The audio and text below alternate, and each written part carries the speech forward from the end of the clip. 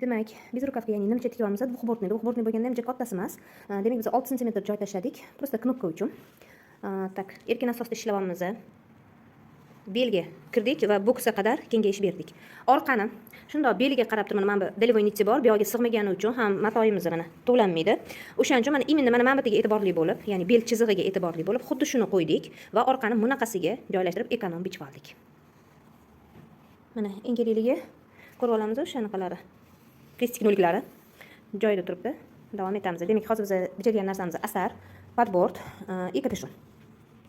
Hop, biz kapishon bichamiz. Demak, kapishonimizni oldi tomoni 40 sm bo'lyapti. 32 sm o'zimda korobka yasab oldikda, shu korobkadan 5 sm tepaga chiqdi. Bunda hozir kesganda ko'rasizlar, bundoq qilib aylanasini 53 sm oldik. Demak, mana bu 40 sm bo'lyapti, mana bu 7 sm shuni bundoq qilib qiyalatib olib kelamiz. Kapishonimizdan bichilinish. Mana kapishonni bichilingan holat.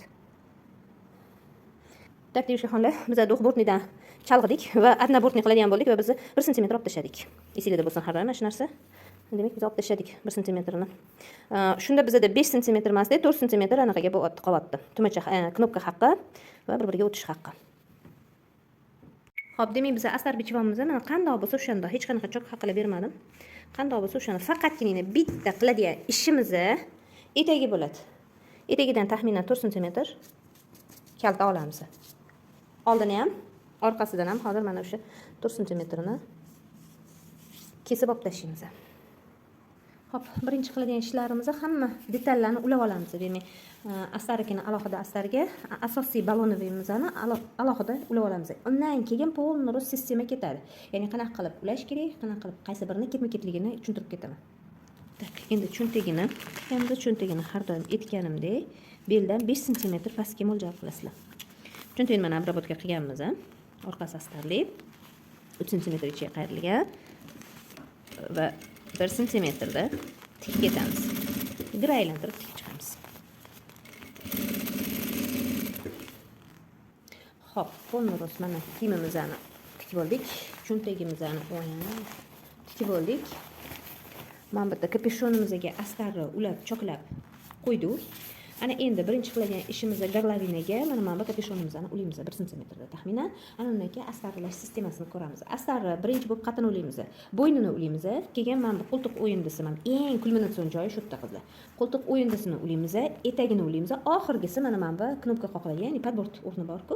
Ana o'sha yerda anaqa tikib qo'yamiz, bo'ldi shu bilan. Tak, demak mana kapishonni ulab bo'ldik. Ana endi astarni ulaymiz. Astarni ulayotganda ahamiyat beringlar. Kapishonni ham ulaganimga ahamiyat beringlar. Yana takror etaman sizlarga. 1 sm maqomimizni qoldiryapmiz.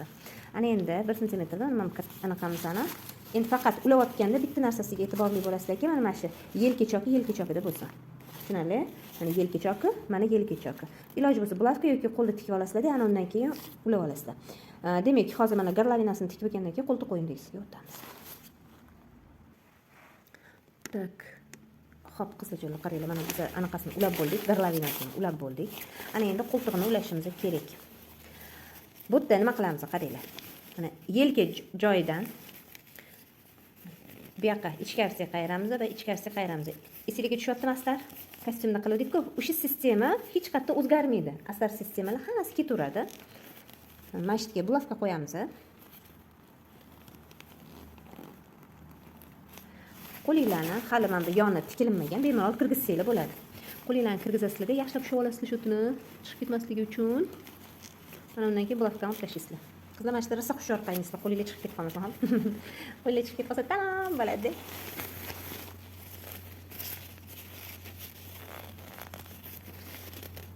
Tak, ana endi tikamiz.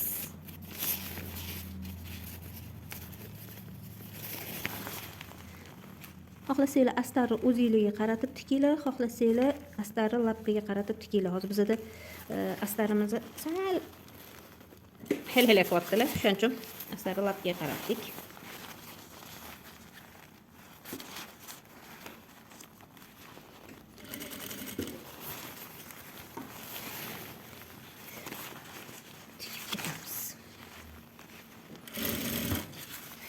Bu yerda ham o'sha bokovoy chok bor-ku.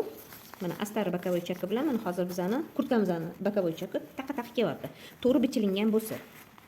Har doim shu narsasiga e'tiborliroq bo'lasizlar.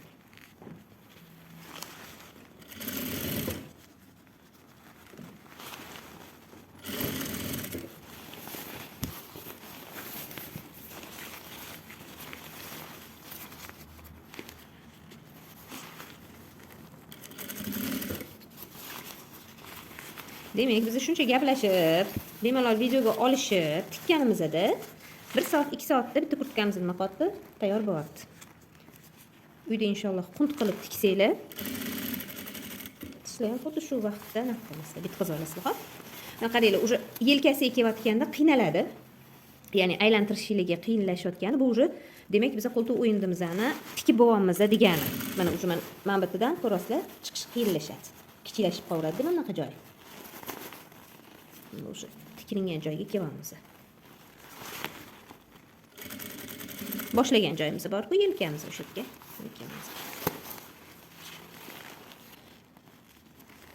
Faqat shu mana bunda ham kelyapti, ko'rdinglar, choki-chokiga. Mana bu yelka choki, mana astarimizning yelka choki ko'ryapti qizlar. Mana shu yurib ketib qolmasin-da.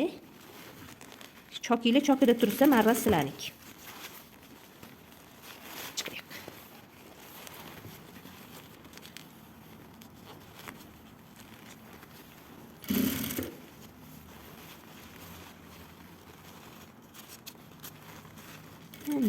Bo'ldi. Xudo xolasa tikib bo'ldik. Pishirib olamiz. Mana qizlar. Qo'toyingizni bir-biriga ulandi.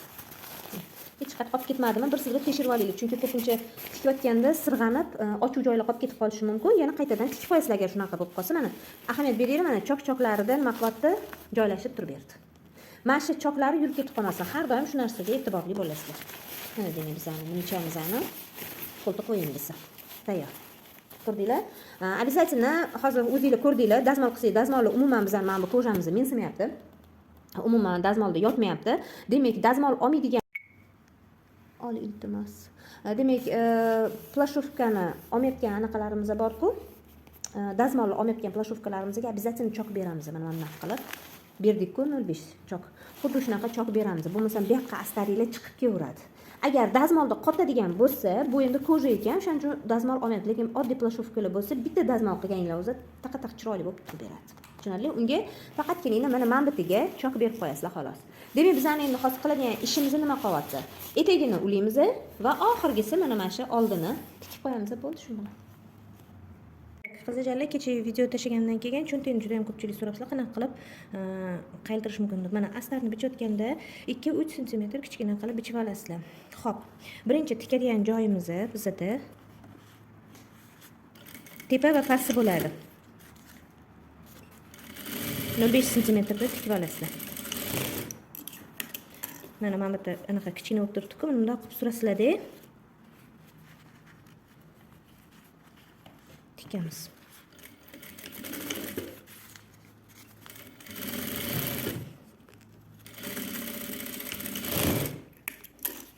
Mana o'zi avtomatik ravish qayilib oladi. Xuddi etagiga o'xshab. Hozir men etagini ham ko'rsataman anaqa. Tushunmadik debsizlar, o'shanga mana ko'rsataman sizlarga.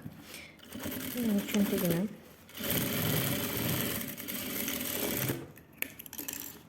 qaytaramiz. Xo'p, mana bu ham qanday bo'lsa shundayligicha qaytarib tikib olamiz.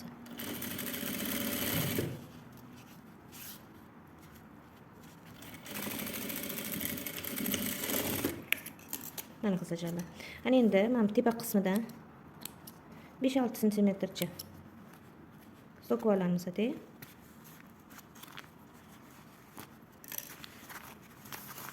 Adiramiz.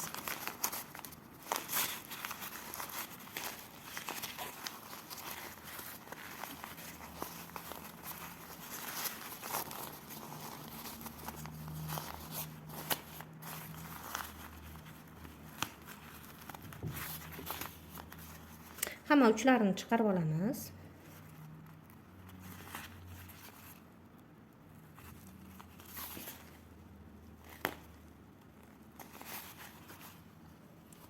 Mana qizchalar. Bizning cho'ntak tayyor bo'ldi. Mana bu yerdan esa xohlasanglar qo'lda, xohlasanglar mashinkada tikib qo'yasizlar. Men nima qildim? Nima qildimda 1 mm da tikib qo'ydim.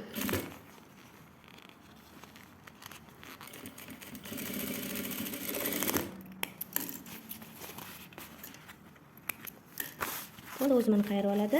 Demak, anaqamizga 1 mm chok bilan yaxshilab tikib qo'yamiz bo'ldi mana cho'ntagimizga.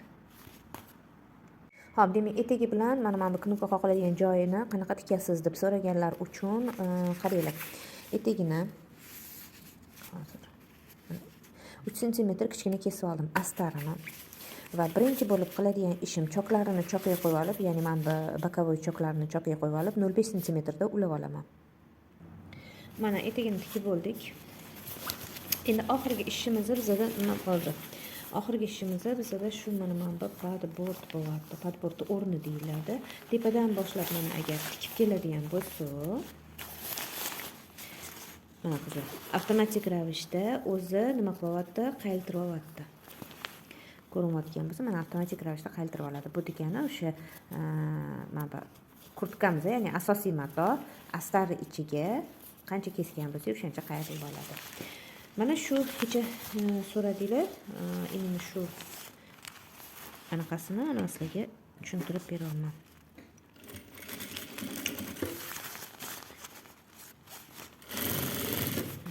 Ketiladi, oxiriga borib o'zi qayirib oladi.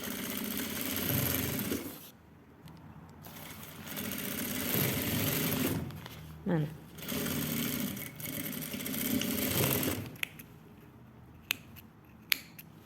siz buni uchini kesib tashlaysizda, mana o'zi avtomatik ravishda mana qayirib oladi. Ikkinchi yonini ham xuddi shunaqa qilib tikib olamiz.